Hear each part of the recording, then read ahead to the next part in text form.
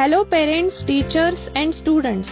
Zankar is bringing you complete syllabus of 3rd standard on our YouTube channel. So please subscribe our channel and don't forget to share with other parents and students.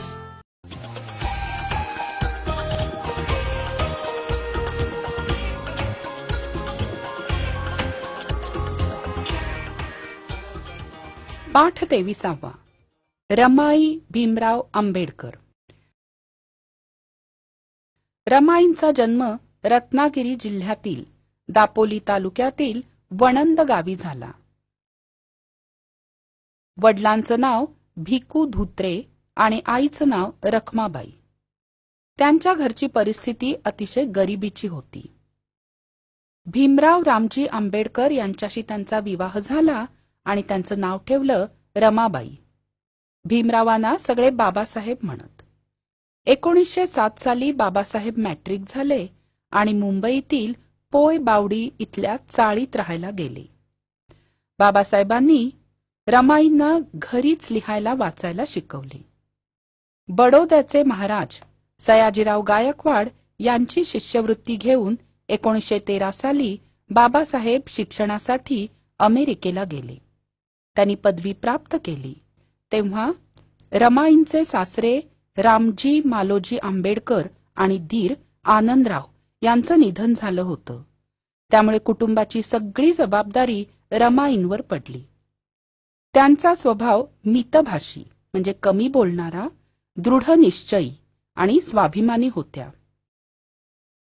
त्या कर्तव्यनिष्ठ आणि स्वसुखत्यागी म्हणजे स्वतःच्या सुखाचा विचार करणाऱ्या नव्हत्या. अशा खडतर परिस्थितीत मनाची शांतता आणि घरातला एकोपा आहे तसाच ठेवण्यासाठी त्यांनी खूप कष्ट घेतले.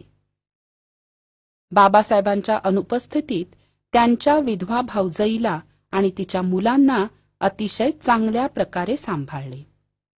काटकसरीने प्रपंच करून पतीच्या अभ्यासात अडचण येईल अशी एकही गोष्ट केली नाही. दीनदलित समाजाचं भवितव्य सुधारण्यासाठी डॉक्टर बाबासाहेब आंबेडकरांनी स्वतःला खूप झिजवलं, त्याचप्रमाणे रमाईंनाही झिजवलं. पण रमाईंनी कधी त्याची खंत बाळगली नाही. त्यांना कारुण्याची मूर्ती असं संबोधलं जाई. कितीही संकट समोर उभी राहिली तरी त्यांनी ती झेलली. बाबासाहेबांनी आपल्या ज्ञानाचा उपयोग विषमता दूर करण्यासाठी केला. देशात दीनदलितांना मानसन्मान आणि मानवी हक्क मिळावे म्हणून सामाजिक न्यायाचा लढा उभारला.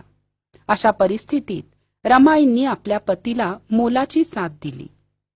डॉक्टर बाबासाहेब आंबेडकरांनी वकिली व्यवसायात नाव कमावले. भारतीय राज्यघटना मसुदा समितीचे ते अध्यक्ष होते आणि म्हणूनच त्यांना भारतीय राज्यघटनेचे शिल्पकार असे म्हणतात.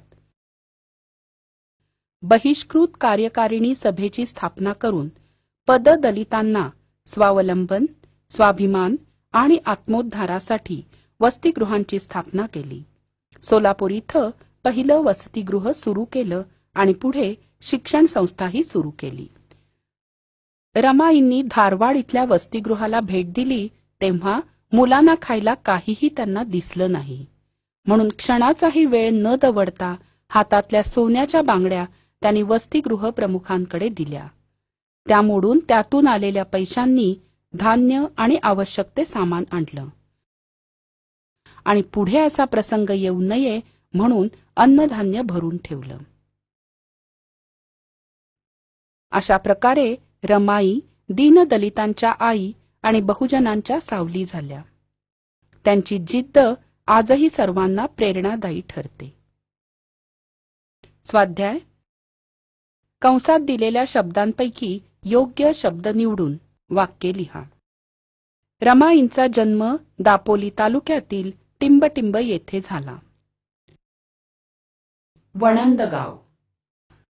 रमाईंच्या घरची परिस्थिती अत्यंत टिंबटिंब होती. गरिबीची. रमाईंना टिंबटिंब मूर्ती संबोधले जाते. कारुण्याची. रमाई दीनदलितांच्या टिंबटिंब व टिंबटिंब सावली झाल्या. आई व बहुजनांच्या सावली झाल्या.